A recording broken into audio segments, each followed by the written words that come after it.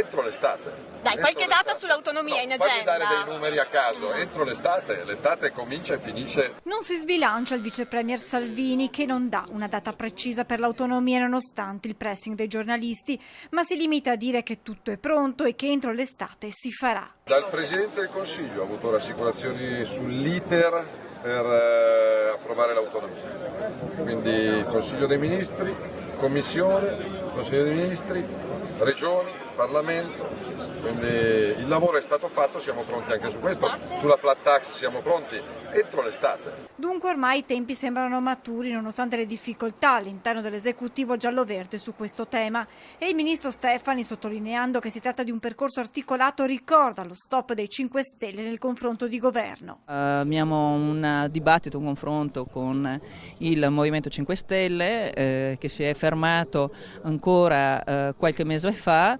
Io continuo ogni volta a chiedere che venga riaperto, perché io non amo che vengano fatte magari discussioni giornalistiche al di fuori di quelli che sono gli ambiti nei quali invece si deve costruire un progetto. Quello non ci sta bene. Ringrazio il vice premier perché sull'autonomia è stato molto chiaro, ha detto il governatore del Veneto Zaia. Il Consiglio dei Ministri vara la preintesa, che è il nostro progetto, la manda in commissione parlamentare, lì verrà osservata, verranno fatte tutte le proposte del caso, dopodiché tornerà tutto questo materiale sul tavolo del Consiglio dei Ministri, quindi Regione e Presidenza del Consiglio si affronteranno il testo con tutte le proposte di modifica e troveremo un accordo per firmare l'intesa. Ma l'importante è che esca dal Consiglio dei Ministri la preintesa.